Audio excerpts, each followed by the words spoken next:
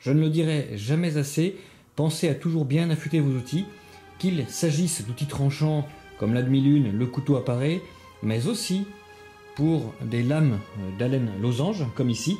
Vous pouvez voir en bas une lame qui m'a été retournée par un client et qui ne l'avait pas affûtée, c'était une lame brute de chez Verger Blanchard, et vous voyez le résultat à forcer dessus. L'extrémité de la pointe a été roulottée, la lame s'est coudée. Malheureusement maintenant la redresser serait risqué, il y a une faiblesse dans la lame. Je pourrais éventuellement la casser, mais ça en ferait une petite haleine de maroquinerie. Je vais ici simplement mettre cette lame de côté. Je vais prendre une nouvelle que je vais enchasser et affûter.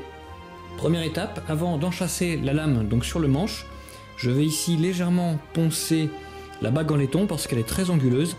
Et si on venait à toucher le cuir, risquerait de le blesser, de le marquer. Donc je vais simplement me servir d'une Dremel pour pouvoir adoucir donc la bague en laiton.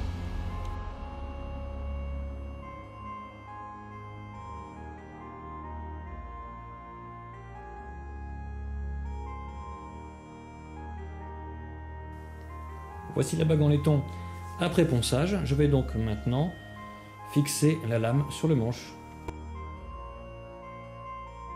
La lame neuve est placée dans l'étau. Je vais maintenant présenter le manche.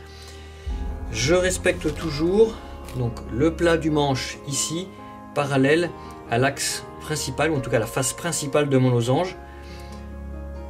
Je me place. Et à l'aide d'un marteau ivoire, je vais emmancher donc le manche là sur sa lame. Et avant toute chose, je vais légèrement casser la pointe de la laine, comme ceci.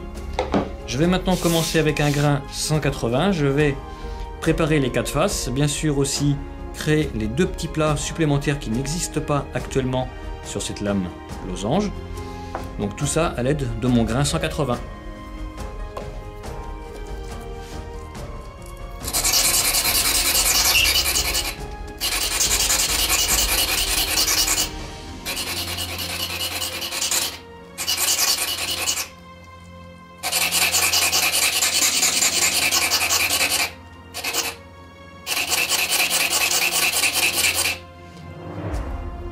Donc ce geste, moi je le réalise comme ça, en travers, ça me permet d'aller plus vite et de gagner du temps.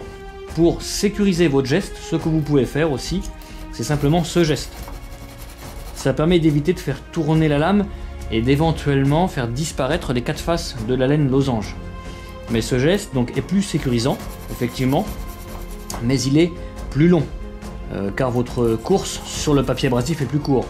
Donc avec l'expérience, vous pourrez aussi adopter donc ce geste qui est plus rapide. Et je vais travailler les 4 faces de cette façon.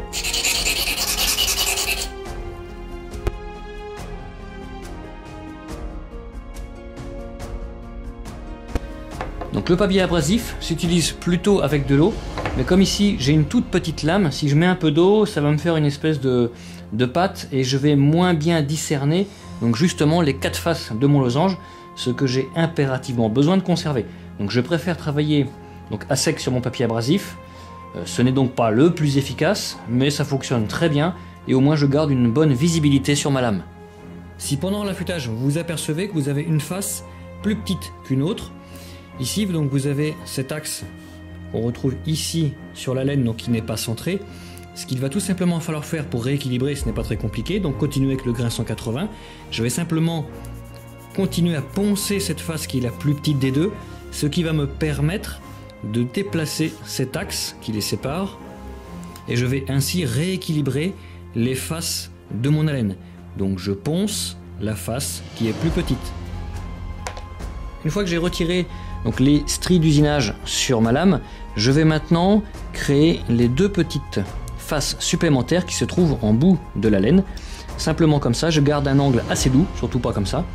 Je suis presque parallèle à mon papier abrasif et je vais créer donc les 2 petites faces supplémentaires. Voici en gros plan donc la face que j'ai réalisée d'un côté. Il y a bien sûr exactement la même de l'autre côté. Je vais réaliser la même opération que tout à l'heure, mais ici avec un grain 500. Je le referai avec du 1000 et du 1500.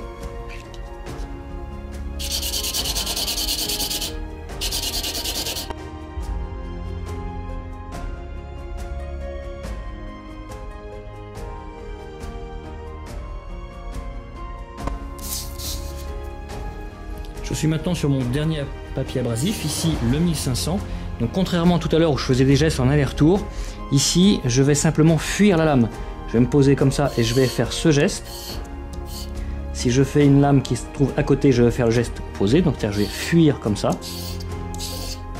pour justement bien affûter les tranchants.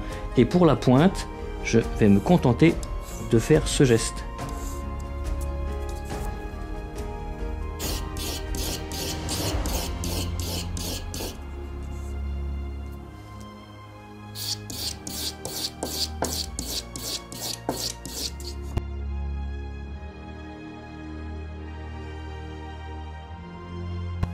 Donc là j'ai un morceau de croupon en 4 mm d'épaisseur. Voilà, la laine traverse vraiment sans problème. Je pourrais même en mettre 2 épaisseurs. Voilà, aucune difficulté. Une haleine bien affûtée, voilà, vous traverse n'importe quoi. Ce manche d'haleine possède 2 côtés plats. J'ai donc réalisé ici un petit détrompeur pour que la laine soit toujours maintenue dans le même sens. Ce détrompeur va ainsi permettre d'éviter que l'on tienne la laine un coup dans ce sens et un coup dans l'autre. Si jamais la laine n'était pas parfaite, cela ferait apparaître un défaut. Si je tiens mon haleine toujours dans la même position, le défaut n'apparaîtra pas. Bonne couture à tous!